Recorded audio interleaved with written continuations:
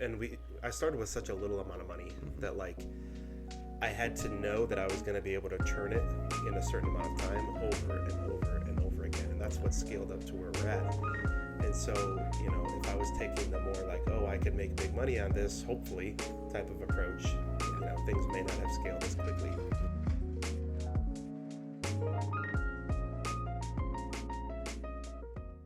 Ladies and gentlemen, welcome back to the D&B Show. I am one of your hosts, Drew, and this is my lovely co-host, Brandon.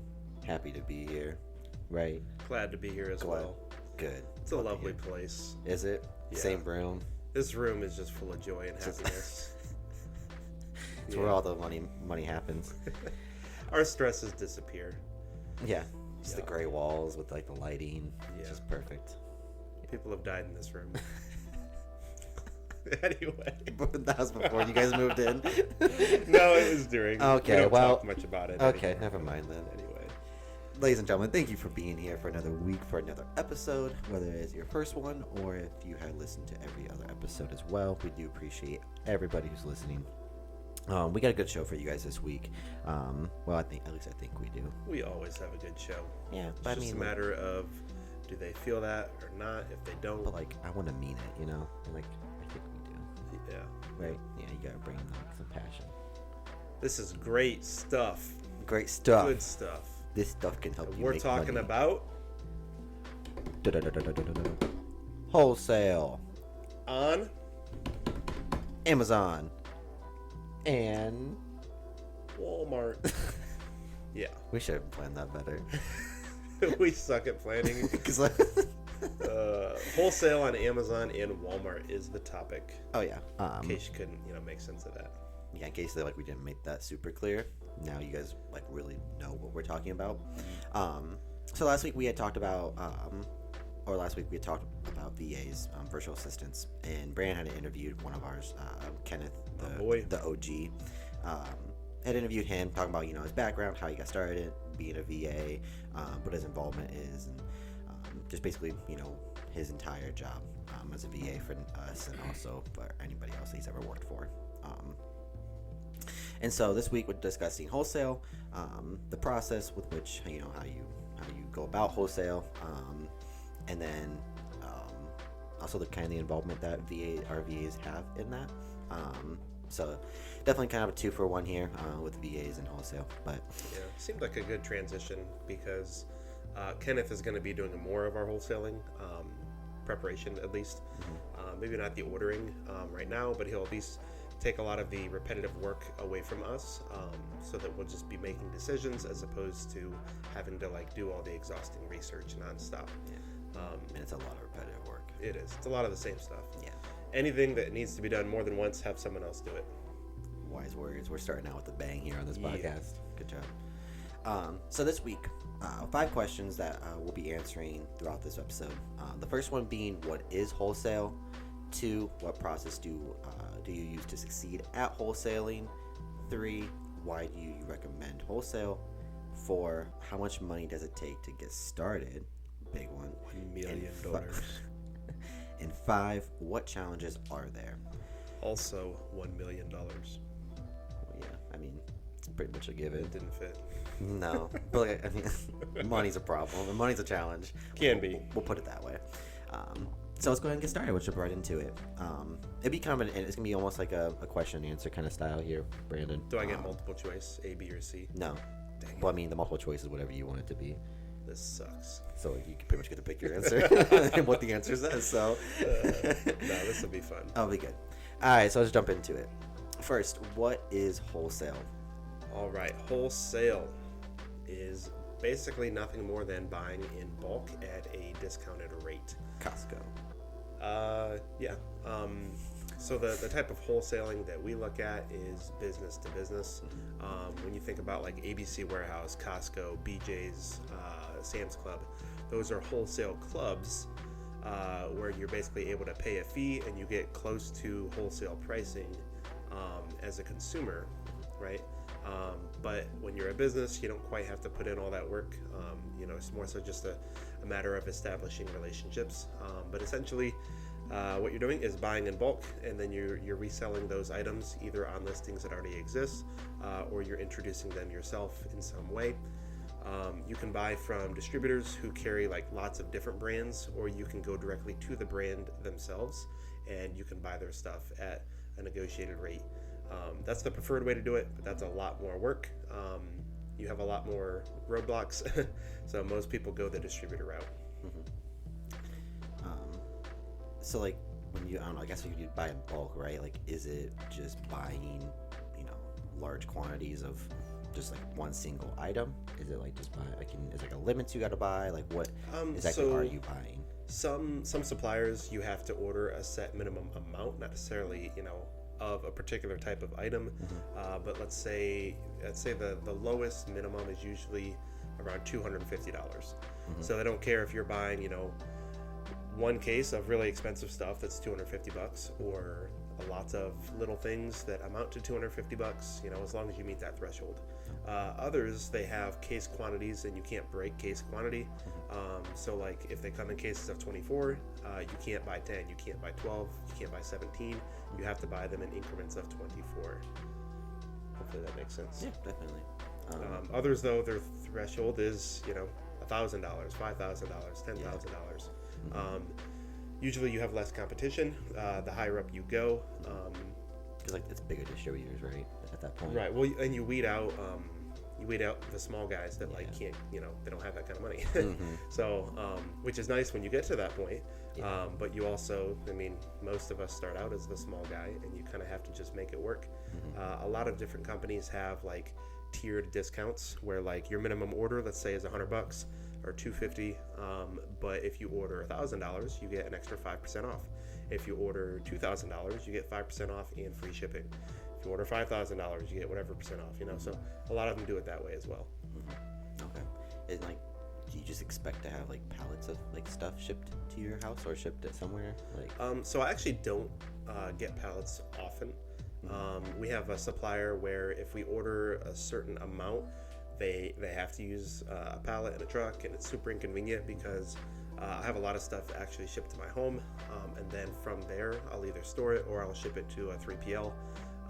But the 3PLs require you to have a special label to ship to them, and a lot of distributors they don't do that for you. They don't let you provide the shipping, and so you have to ship it to a business. So that can be kind of a hassle. But for the most part, it's just loose boxes, and there's really no issues there. Okay. So that pretty much covers kind of what wholesale is, and it sums it up a little bit. Yeah, and people take different approaches, but one of the things that we don't do, people will buy like liquidation. They'll buy pallets of used items or just random assortments of things from stores. And you can make really good money. You can make a good ROI and stuff like that, but it's just so unpredictable as to what you're going to get. And the listing of those items takes forever. And, it's kind of like a little treasure hunt when you're going through it. You can spend $700 and it becomes $7,000, or, you could barely break even. It could take you forever to run through that inventory. And so the approach that we take is very calculated. We run numbers on everything consistently because trends change as well. So yeah, I just wanted to put that out there that we're not the, when you see people that like do pallet resale or anything like that, we don't do anything like that. In case you love gambling and love rolling the dice, sounds like the perfect way to go. Well, like my uncle Chris, we had him on the show several weeks back. And that's something that actually interests him. But he's very knowledgeable with different types of items. He lives in the world of used items, and I live in software and spreadsheets. So he would thrive in something like that, and I think that's a direction he would like to go. But that's not a direction that personally our business is going.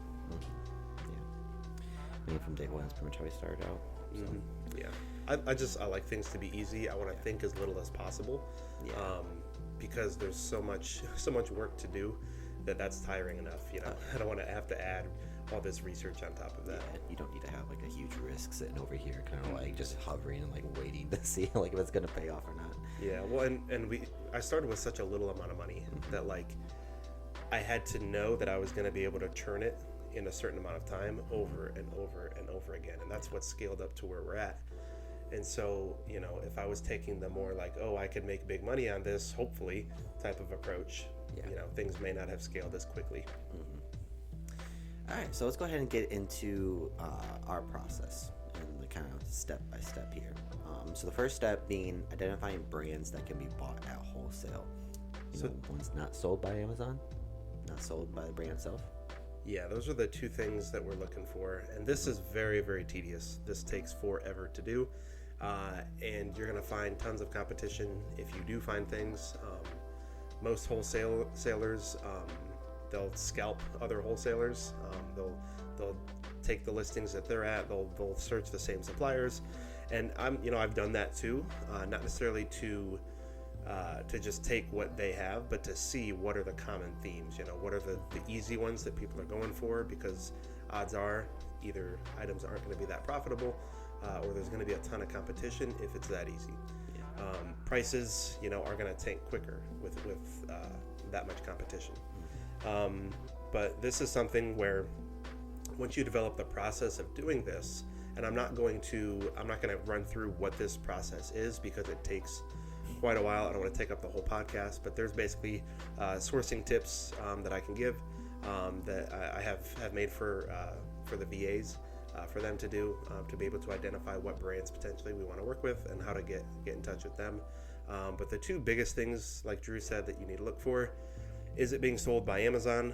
If it is, you probably don't want to sell it. I say probably because Amazon does not like to share the buy box. Walmart, I'm not quite sure where they stand, but I would be kind of hesitant there as well. Number two, you're not going to be able to beat their price. So they will always have a better price than you. So you will either lose money or have no margin if you're trying to compete with Amazon. However, there are listings where Amazon is basically dormant or out of stock, and you can be opportunistic. If Amazon's selling something at $20 and you want to sell it for $30 when they go out of stock and you're there, you might be able to reap that benefit, but you don't know how long they're going to be out of stock for. So a lot of charts you got to read to be able to gauge stuff like that. As a rule, though, if you can just avoid it, you can avoid a lot of headache. The brand itself, pretty self-explanatory. If I have my own private label brand and I'm selling it on Amazon, why the heck would I have someone else sell it on my same listing, right? Yeah. That just doesn't make sense. No, yeah. I mean, as a business standpoint, why would you be like, hey, yeah, you can sell this too. You can make more money, Yeah, I'll make less money. Let's do this. Sounds like fun. I'll let you trash my brand. I'll let you drop the price so that people expect me to sell lower. Like, it just, yeah. No, yeah, it doesn't make it's sense. It's a no-brainer. Definitely. So I think step two, establishing an account, but also, developing a relationship with the brand, whether that's signing up for sign up email, calling them, getting in contact with them, but just overall kind of developing a relationship with them, and showing that you're just not some random I guess I don't want to say that you're not trying to play them in any kind of way, right? You're legit trying to do this. It's an opportunity to set yourself apart. A lot of companies, they have forms where you can just say, this is our information, sign us up, right? Companies that do that, if it's that easy for you, it's that easy for everybody else. Anyone that does wholesale is going to find them, and they're going to get an account just as easily as you did. So that's convenient, but you have all the negative that comes with that. You're inviting more competition, or you're joining a ton of competition. But if you're able to find ones that actually take a personal reach out, you have to have a phone call with someone. They have to vet you out and see what you're about. They have to know why you want to sell their products and what value you're going to bring to them. And this is more tailored toward brands themselves, not necessarily distributors. Most distributors, they just want to move products, right? It's just a numbers game for them. But companies that have built their brand and they take pride in it, it's something that they've worked so hard to gain a following with. They're not going to just hand that to anybody. So if you can earn their trust, it's worth the effort that it takes. But that does involve talking to people and having actual value that you bring, not just hey, I can help sell your products. Well, they're selling fine right now. Yeah. But if you can show how you can improve, a sale of the products, then that can change things. So yeah, that's an important step, one that can really like shape the direction that your wholesale business goes. Yeah, and especially those established ones, right? Like why they don't want like their hard work tarnished, kind of like you were saying, and you gotta be willing to prove that you're different in a way. Yeah, which it takes a lot of selling. You almost have to be a salesperson like for yourself, which I come from that background, so that doesn't bother me that much. But it's easier to do if it's true, if you actually do provide value, and that's the approach that we take. Is basically growing the audience of the brands, growing the reputation that they have, the images, the listing. Like we have our own private label brands. We know what it takes to succeed on Amazon. Letting them know that, like we've gone through the processes. We've started where you are, and this is where we're at now. If you let us sell your products, we can get you up here, and you're going to grow along the way, and then we're going to reap a little bit of that benefit too. Definitely. And it just for them, it's all like getting their product on Amazon, Walmart, whatever it might be. Like it's just more product like awareness for people. It gets their stuff out there, more recognized, right? But then also like they're not necessarily taking like I don't want to say take a risk, but like their listings on Amazon won't get being taken down, right? They won't be banned from like selling on Amazon, but they still have their own online store. So it's like it takes the risk out of it for them, by having other people sell. If they're working with people that know what they're doing, otherwise it can kind of trash their reputation, and that's the concern of a lot of brands, which is why they're hesitant to even be on Amazon. Yeah, definitely. Now, obviously, so you get in contact with their brand, so now you kind of have to find out how much you got to pay for certain things, whether that's or for certain items. So get a price list or make one, right? Whether that's going through items on their site, getting prices for all those. So either they can send you one or you make one. But then once you have that list of products, identifying close to profitable products. Not everything will necessarily be like super profitable, right? Like I remember when we going through multiple wholesale suppliers, sometimes you're looking at like 5 cents, 3 cents like profit, or you're looking at like $1.25 going further, right? Like they all vary. And so this is a very important one. Not every supplier, everyone wants a supplier where they give you a spreadsheet, you plug it into a software, that software runs it through Amazon and then tells you, hey, buy these products. And those do exist. And we'll talk about some of the tools, but it's rarely that easy. And then stocking,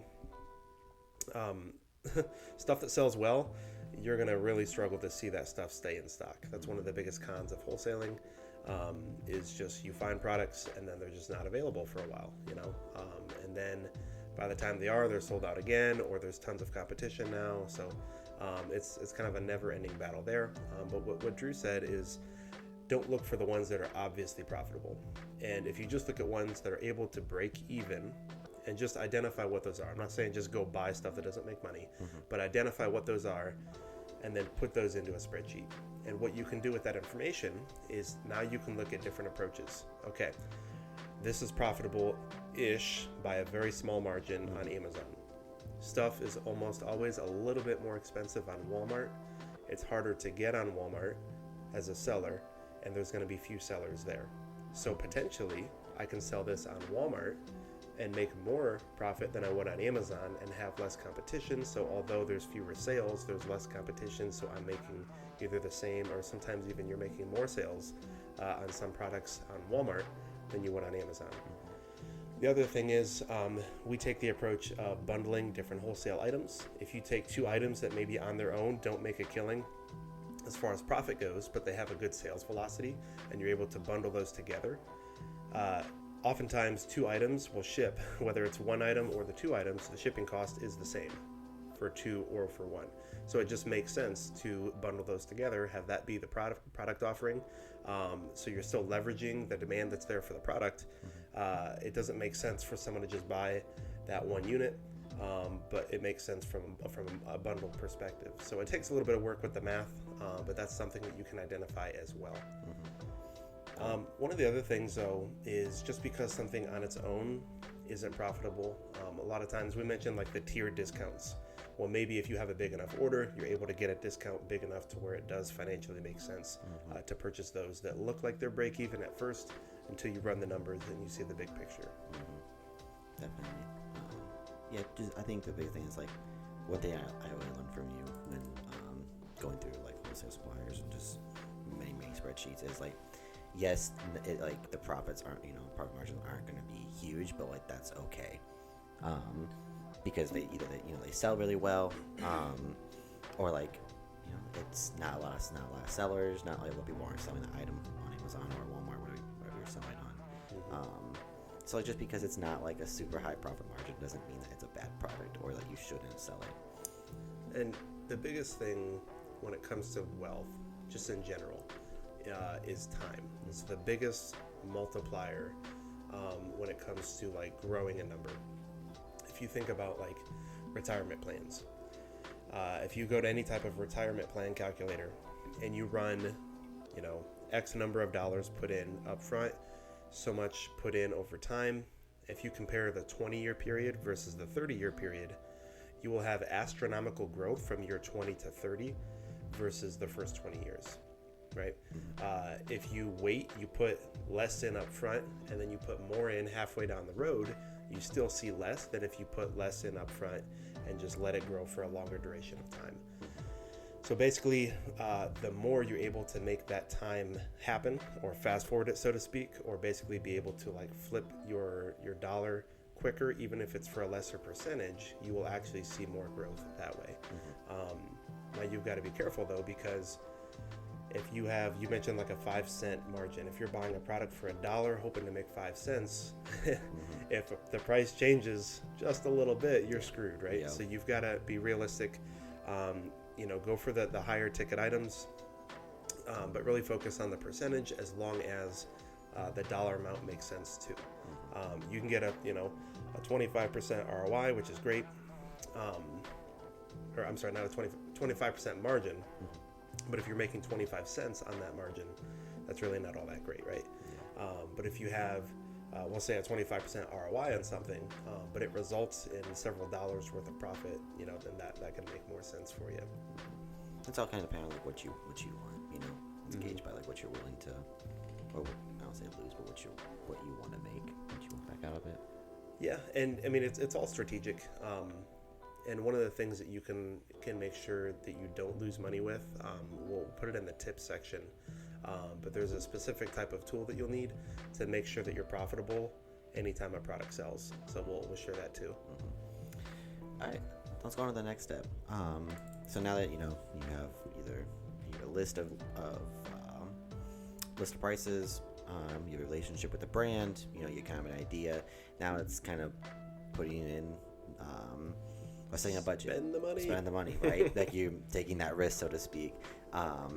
So getting a purchasing plan. It's exciting but nerve-wracking when you finally do make a purchase. Well, yeah, because you're like, oh, this is happening, or maybe stuff goes wrong, but no matter what, like life is moving on. Exactly, yeah. Because you just spend so much time getting all these lists together, all these spreadsheets, and now you're like, okay, now I gotta actually put the money in and buy this stuff. Yeah. So purchase plan, getting one, making one, whatever you want to do, whether it's using software, using Google Sheets, Excel, but having a purchase plan set in place. So the first thing you want to do in that is figure out how much money can you actually spend. You might have suppliers where you can spend thousands and thousands of dollars, but you don't have thousands and thousands of dollars. So it doesn't matter. Don't waste your time doing the research until you know how much you can actually spend. A good rule of thumb that we use, I'm not going to give the exact amounts because they vary depending on the month, the supplier, stuff like that. But once we know what that amount is that we want to spend, we look to buy 2 to 3 weeks worth of inventory for each SKU with a goal of buying as many different SKUs as possible. So if my budget is $2,000, I'm not spending $2,000 on one product, even if I can sell through that much product in 30, 45, 60 days. I'm not doing that. I'm going to buy 2 to 3 weeks because that allows for lead time, that allows for shipping, processing, all that stuff. And then while the 2 weeks of that inventory is selling, I've also got this SKU and this SKU and this SKU selling at the exact same time. So if you think about if we took a water bottle and you had just make sure this is I good. say, just I 'cause just dumped water all over my microphone. So imagine this has like a little nozzle here at the end, right? And so if I dump this upside down, this is my $2,000. If you've got just the one little spout that's trickling out, it's going to trickle at that rate. That's it. Now imagine there was other little holes or little spouts. How much faster is that water going to go through, right? That's the goal. You want this to drain as quickly as possible. You want your sell-through to be as quick as possible. And you do that by having multiple things going at the exact same time within that budget. That's a really good example. I'm a visual person. Yeah, man. I did that more for me than for anyone else. But that's worked out well for us because if you plan a month's worth of inventory, let's say you do like 30-day terms, so you put something on a credit card, that creates so much stress, and there's so much that can and will go wrong. If you buy 4 weeks, 30 days worth of inventory, it will never sell through in that amount of time. It's either going to be way quicker, which is great, or it's going to be way longer, and then you're screwed. So just play it safe. Take 2 to 3 weeks max. I think that 2 to 3 weeks, like, right? Say if like a product just, either sales die off, it doesn't start selling, it doesn't keep selling, or doesn't sell as well. Like, then you're just sitting there with what, $2,000 worth of one item, and it's like, well, how long is it going to take to sell? That's happened to us. You know? And it's you're 4 months in, and you're like, well, shoot, now I just want to sell this for break even or a loss just to get that money back. Free. Yeah, and that's annoying and that's stressful. And it's easier to make changes than it is to get it right the first time.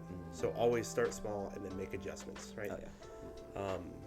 And along that line, our last step here is speed. Speed is key. We already talked about this. Speed.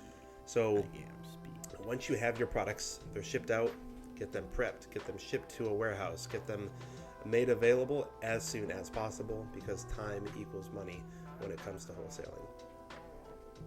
It's too many nights in your garage, man. What's up? There's too many nights in your garage. Oh, there's still more to come. Yeah, I know. Our garage is a wreck. Yeah. But to make things easier, though, we have benches, we have retractable benches, we have a magnetic strip for our tape guns and our knives. We have a computer built into the wall. We have setup. Yeah, and we have like a foam pad put down, so like we don't fatigue as much. So now we have for Walmart. Excuse me, I keep wanting to burp, but it's like it would be so inappropriate. But I'm like, push your mic away. Yeah, no, I can still hear it. But we use Deliverr as our third-party fulfillment service because of the benefits we'll get on the Walmart end of things. But we'll basically have it integrated so that if someone orders something on Amazon or Walmart, let's say it's listed on both, it keeps track of inventory for both. It auto ships that out for you, uploads tracking. You don't have to do anything. It's almost as if it was in FBA, but you have FBA for Amazon and Walmart. But Deliverr specifically, they're a partner of Walmart. You don't get a Prime badge on Amazon, but you do get the 2-day shipping badge, and you get like some ranking power when it comes to search results on Walmart. So that's why we chose them.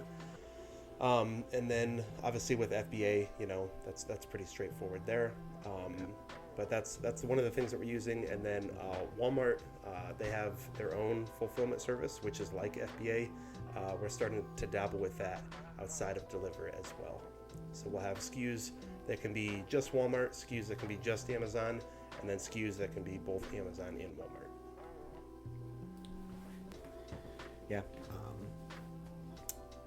It's just it comes down to just being efficient, right? Like getting a good plan set in place, not only for like what you're ordering, but also you got to be efficient when those items come to you, right? And getting them out, or like keeping track of them. Yeah. So if you have way too much inventory, you're going to be overwhelmed. Going back to buying just enough. Yeah. Not just from a numbers perspective, but like you're going to look at all the boxes and different products that you have, and you're going to be like, what's holy in crap, that? What's this? I have to do all this. Open it up. I didn't know I ordered this. That hasn't happened yet. But. All right, so let's recap our 5 steps here. Step 1, identify brands that can be bought on Amazon, on Walmart, anything that you can buy wholesale and sell successfully on a platform. What are the brands? Step 2, develop a relationship with those brands. Show them what you got. Show them what you're going to do for them. Step 3, get a price list from them or make one yourself. We have a special template that we use that we're actually going to share with you guys too, which is cool. It's spatial. Number 4, make another. We have a separate template for this too, but make a purchase plan. So you've got your list of profitable items, and then it's okay, what are we actually going to buy? Have another spreadsheet for that. Buy a max of 2 to 3 weeks worth of inventory with as many SKUs as you can fit within a preset budget. And then number 5, work as fast as possible. So obviously, all those steps are very, very important. One's not necessarily more important than the other, but looking back on like when you had first started or tried out Wholesale, which one of those steps do you wish you had implemented more, or you had known? That's a very good question. Didn't know this was coming. Thank you. So even before I had like a template that I used, I always used spreadsheets.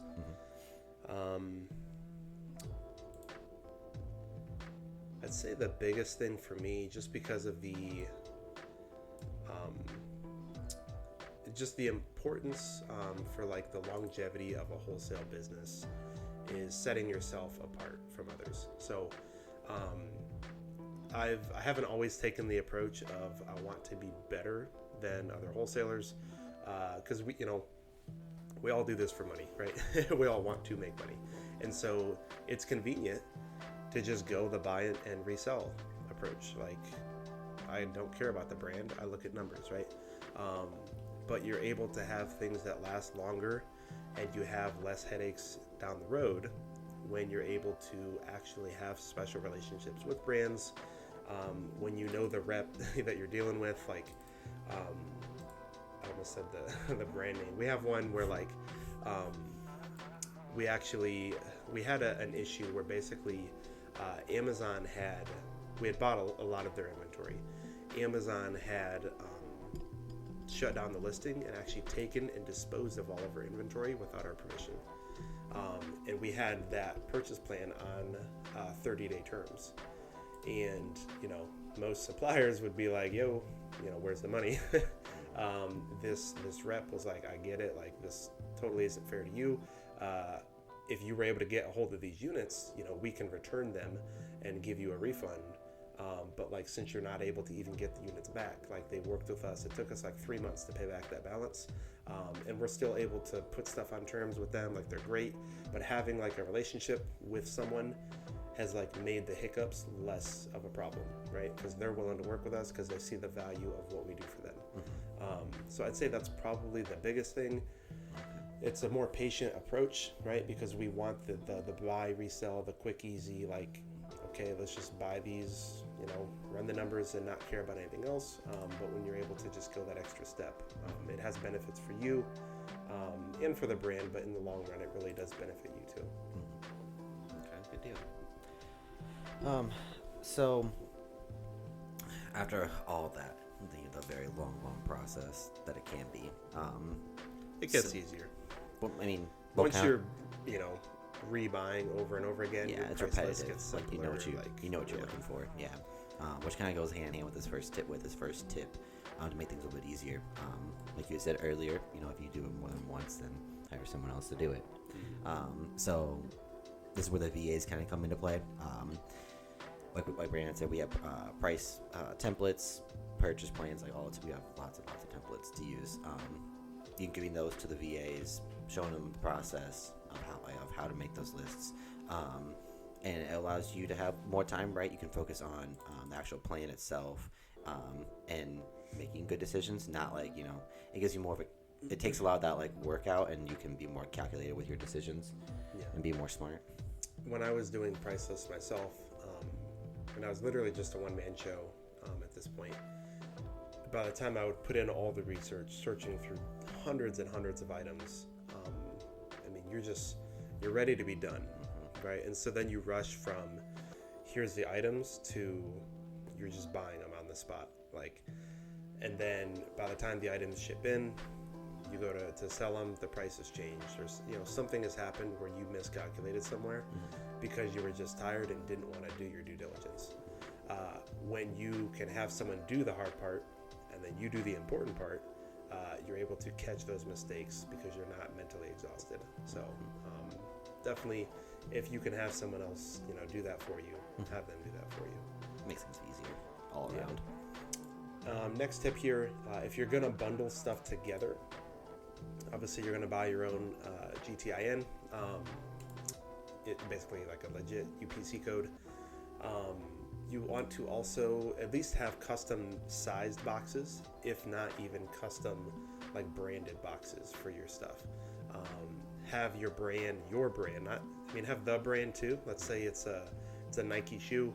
I'm going to say that just because most people probably can't even sell Nike. But let's say it's a Nike shoe and an Under Armour wristwatch or something. Like, just, this is totally, don't do this. T-shirt. But we'll say it. Yeah, just two different brands, right? Yeah. You're bundling those together because it's cool.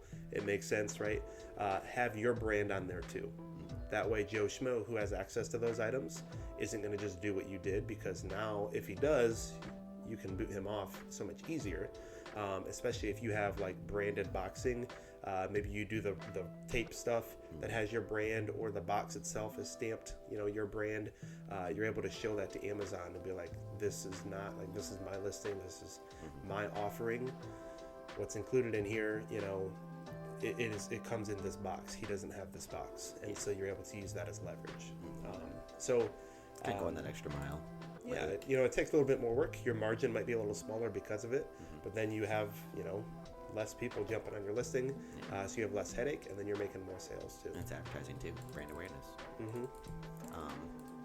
So kind of like what we had touched on quite a bit earlier was making an effort to establish relationships, right, with brands. Like you had said earlier, right, like that was something that you wish you had done more, or it's really important, just not only because anybody has access to, like, maybe those tiers of like getting a certain discounts, but like when you get into having a relationship and that brand trusts you, you trust them, like you get more exclusive deals, and just better pricing, right? Like you can't be a supplier who trusts you to sell their items. That's huge. Well, and when they come out with new products, right? You mentioned exclusivity. Yeah. They might actually only let you sell. Like, only you can sell this new item, right? They want you to be the one that brings it to Amazon, to Walmart, to, whatever other platform that you might be on, because they see the value in that. So yeah, that's definitely the most underrated thing. Next one here, use a 3PL, third-party logistics. Use basically another warehouse outside of Amazon as soon as it makes sense to do so. The fees, you can, like Deliverr, you can actually run stuff in a calculator before you ever sign up with Deliverr. We can include a link to that, super easy, or just on Deliverr's website you can find it. What you do is you can enter the product dimensions if you have it. If you don't, you can actually just take the Amazon listing and paste the URL, and then it'll spit out its fees. Like, it's super convenient, and you can, because if you're selling on Walmart, you technically have to handle shipping. So you're like, okay, do I ship this myself, or do I put it into a 3PL, run the numbers, take your 15% off from Walmart, take your product cost, and if you have shipping from the supplier, and then figure out your deliver cost. If it's profitable, do it, because you're going to get more sales, you're going to get the buy box more frequently, and then you don't have to worry about shipping stuff out yourself. And then you can be on two platforms at once. If you're signed up with both, then you can have that item listed on both. Yeah. So the less headaches you can create for yourself, the better. Yeah. Well, the more time you can give yourself to expand your business, that just goes so far. You don't want to be doing the tedious things that anyone can do. So. Speaking of tedious, the next tip, having templates, having scripts to copy. So whether that's a price list, purchase plans, having that template saved, ready to go, and just being able to plug numbers into it, right, over and over again. Because having to go through and be like, okay, so this C4 plus C6 equals going through formulas over and over again, that's tedious, right, and that takes too much time. So having a template set out, saving it, and just being able to re-put numbers into, no matter what the supplier is. And it saves quite days. And when you're looking at so many different brands, you don't have different formats for different spreadsheets. You want to be able to know what column you're looking at for what piece of information. You want predictability, you want consistency, and templates do that. Just remember to make a copy of it. Don't use the template as your thing and then, oh crap, what do I do? Make a copy of it when you do your next thing. Saves so much time though, for sure. Okay. Last tip here, use a repricer. So we mentioned there's a way you can guarantee that you're never not profitable. We used Inform.co. The reason we use them is because they integrate with Amazon and Walmart.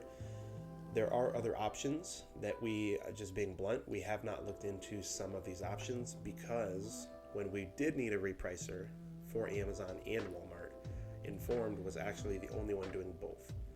Now they've caught on to the Walmart game, so there might actually be better options out there, but the rule of if it's not broke, don't fix it. Informed has been great for us. We love it, and it's handled both sides phenomenally.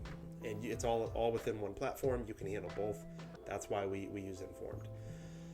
Pricing of it, it'll be the best money you ever spend if it makes sense, if you're doing enough volume. If you're not, you can manually adjust your price. But it's, starts at like $49 a month. Our price right now, because of the number of SKUs, we have thousands of SKUs, we're about $120 a month. And it goes up there, but yeah. They tell you the number of times they reprice in a 24-hour period. We've been up plus 50,000 price changes from all of our SKUs in 24 hours. And you think prices don't change that frequently, right? They do. They literally do, and these are designed to get you the buy box as soon as it's available, and you will see your sales increase. You can set minimums and maximums that are manual, like I only want to make this much profit, or you can do it formula based where it's based off of a percentage, based off your cost, based off of the sale price. You can figure all that stuff up. There's a feature which is really useful for wholesale when you're sharing the buy box with people, where and a lot of wholesalers do use repricers, so this works out. During infrequent sales periods, these repricers will have everyone set their price to the max price. And so what that does is that potentially raises the buy box price by the next day. By the time people are going to make have more buying activity, the price potentially is a little bit higher. So everybody makes more money at that point. But it keeps you competitive, and then it also, you can run the numbers. If you're just clicking match price, it can go so low to where you're literally losing money, and it's happening before you realize it. So we use Informed. Some of the other ones here, and the ones we have listed are just the ones that do both Amazon and Walmart, because that's what we do. There's a lot that do just Amazon. These do Amazon and Walmart. There's Geek Seller, Repricer.com, Rebade, like repaid but with a B, and then OA Genius is something that we're actually going to be switching to for our drop shipping, and then we're going to keep Informed for our Walmart. But they actually do repricing now for both. But it's, if you're in a drop shipping, you would know what OA Genius is. If you're not, we'll have a link actually you can click and check it out. But yeah, that's a good one too. Definitely. Anything to make it, like I think I've said multiple times, just you got to make your life easier when doing this, right? There's a lot of work that goes into it, and you could do it all manually if you really wanted to, if you were a go-getter. But to be efficient, to make the most money, right, and the best use of your time, you gotta use software's templates. You just gotta make your life easier. If you're not using a repricer, you're leaving money on the table. Yeah. Mm-hmm. You can't, a human can't do what these softwares do. Mm-hmm. Unless you have 5 SKUs. Right. Yeah. Maybe. And that's if you have just good selling SKUs, and there's only a few of them. I'd say if you have less than 20, do it yourself. Yeah. If you're into 50 or more, there's no point. Just get one. Yeah. Like the low level ones are cheap enough to where it makes sense. Yeah. But especially if you're into hundreds or thousands, you need one. Well, I think physically that's not possible to do. Yeah. Well, I mean, I tried it. it's not fun. And then I realized half the items were going negative because I was just matching the price to get sales, which is not fun. Yeah. All right. Last section here is tools. Tools. So speaking of Informed and softwares, we're going to look at some other things that we use for wholesale. All right. So the first one, Monday.com. Quite literally one of the most powerful softwares you will ever use. Disclaimer, we underutilize it. Oh, mate, no, we don't. It's a time clock. We love it. It's a time clock. Yeah, we love it, but we underuse it. Yes, it is. There is so much to do with Monday.com, and it's so cheap. Powerful. It's cheap for all that it can do, all the integrations that it has. Mm-hmm. You can build your price list in Monday. Yes. You can have that integrated with your purchase plans. You can literally import and export sheets and calendars and stuff within Monday. It's an amazing tool.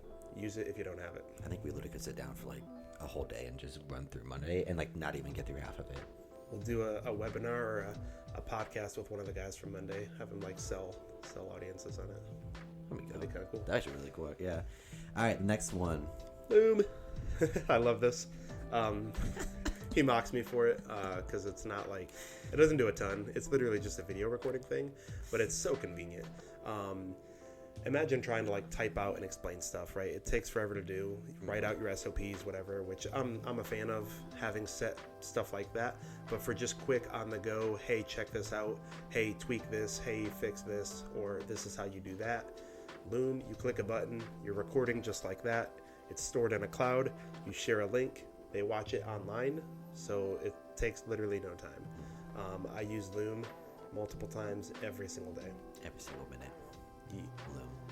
And it's actually free, up to 5-minute videos. Or if you pay for unlimited stuff, you get some other features. We do have a link that you can use for that too. It'll be in the description, like everything else. Okay, so the next one, Scan Unlimited. Reading CSVs, comparing them to Amazon. It's another software that takes the work out. So it's actually, it's like an online type thing, web app, or whatever you would call it. I mean, kind of I guess it's a tool. Yeah. But with that, I will sign up and then deactivate, and then use it, max out my free stuff, and then wait until I need to use it again, because it's like $50 a month. You don't always you run through maybe one set of spreadsheets, and so maybe you've got 5 or 10 spreadsheets. You use it one time in a month. Is that worth $50? To me, it's not. I'll wait until I need to use it. You get like 3 free scans a month. Use those, and then, or just wait until you've got, a ton of spreadsheets. Run it through Scan Unlimited, export them, and then deactivate your account. It's a great tool. They only compare it to Amazon, not to Walmart. But it's a phenomenal tool, but it is expensive for what it does. So, Scan Unlimited, if you're listening, we love you.